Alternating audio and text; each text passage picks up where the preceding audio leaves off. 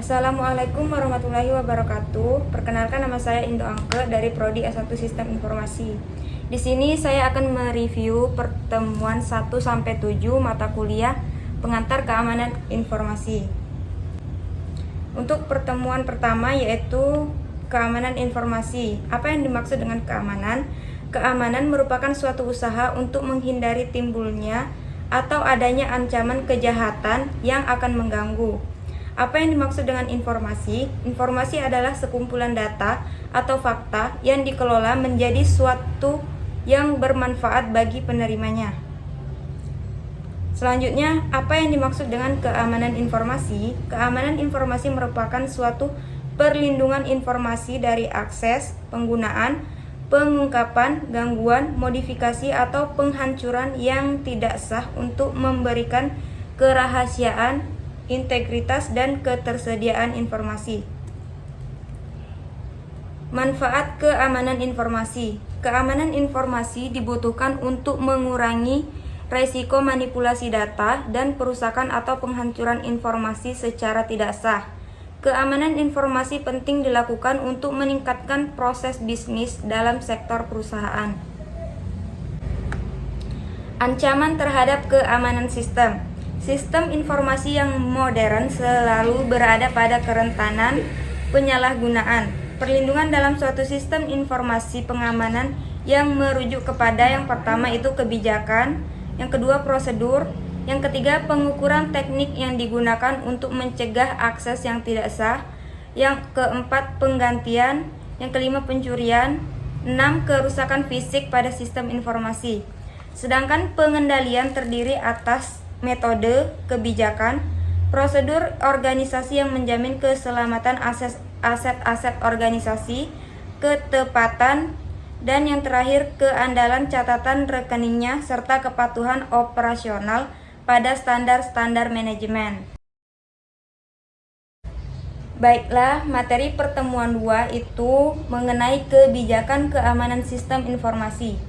Kebijakan keamanan sistem informasi biasanya disusun oleh pimpinan operasi beserta pimpinan ICT atau Information Communication Technology dengan pengarahan dari pimpinan organisasi. Rangkaian konsep secara garis besar dan dasar prosedur keamanan sistem informasi.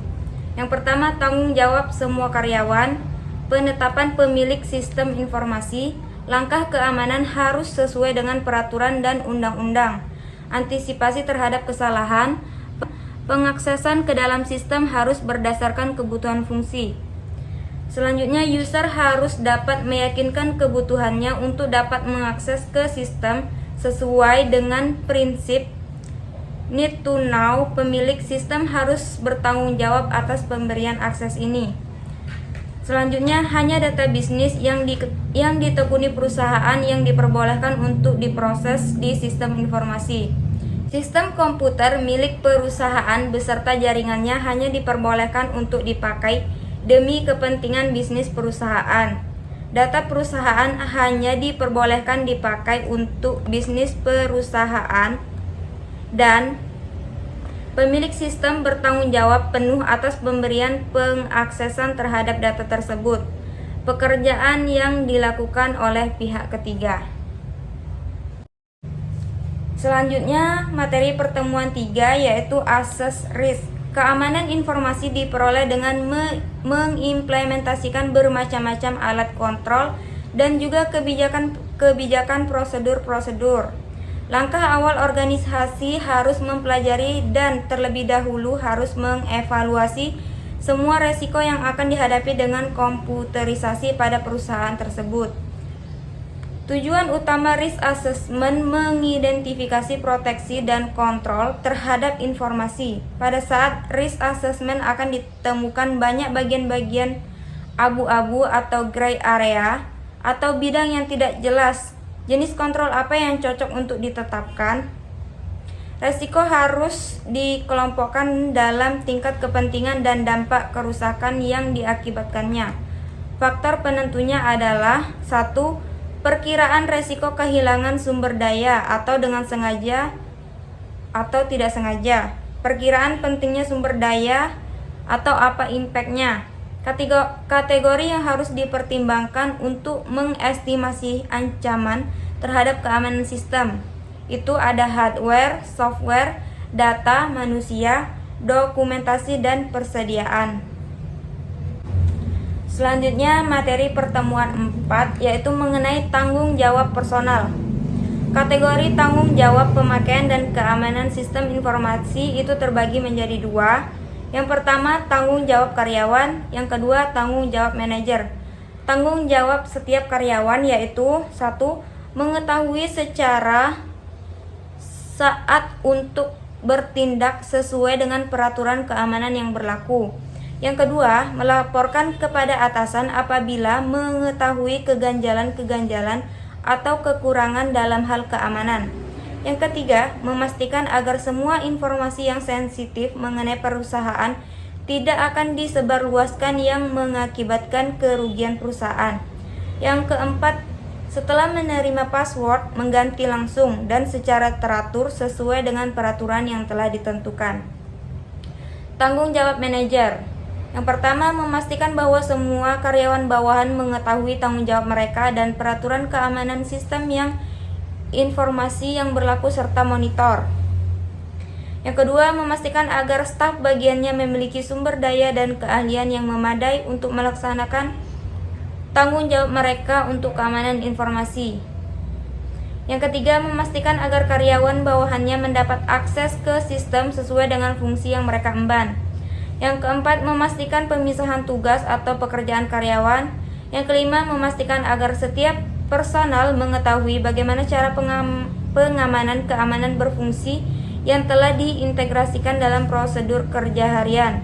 Yang keenam, bertindak cepat dan tepat waktu. Dan yang terakhir, memastikan agar perusahaan tidak tergantung pada satu orang untuk setiap pekerjaan utama. Oke, selanjutnya pertemuan 5 yaitu mengenai logical security dan kontrol password. Logical security adalah pengontrolan dengan pertolongan software atau aplikasi tertentu terhadap pengaksesan pemakai sesuai kewenangannya untuk dapat mengakses data atau informasi. Tujuannya yaitu untuk melindungi data atau informasi yang tersimpan di pusat komputer dari perusahaan atau penghancuran yang dilakukan baik sengaja atau tidak, menghindari dan mendeteksi perubahan terhadap informasi yang dilakukan oleh pihak yang tidak berwenang, serta menjaga informasi agar tidak disebarkan ke pihak lain. Tolak ukur dalam logical security itu periksa dan pastikan password user account terdaftar. Selanjutnya, periksa user profile yang terdaftar, mengidentifikasi pemilik user. Setiap pemakai hanya memiliki satu user profile. Menyediakan user guest, periksa dan pastikan account policy sesuai. Memastikan pergantian password dan dalam kurun waktu tertentu. Memastikan password yang sama tidak dapat digunakan lagi. Memastikan workstation hanya digunakan sesuai jam kerja. Dan ada backup file dan direktori yang hanya dimiliki administrator. Selanjutnya materi pertemuan 6 yaitu physical security. Physical security atau keamanan fisik membahas ancaman, kerawanan, dan tindakan yang dapat diambil untuk memberi perlindungan fisik terhadap sumber daya organisasi dan informasi yang sensitif. Sistem keamanan fisik sering mengacu pada tindakan yang diambil untuk melindungi sistem, gedung, dan infrastruktur pendukung yang terkait terhadap ancaman yang berhubungan dengan lingkungan fisik. Secara singkat, physical security dapat diartikan sebagai keamanan infrastruktur teknologi informasi secara fisik.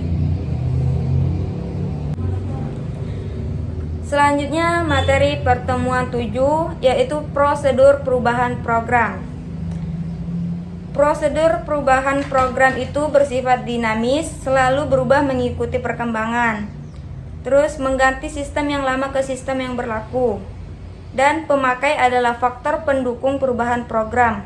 Pengontrolan yang bertujuan melindungi perusahaan agar tidak mengalami kerugian.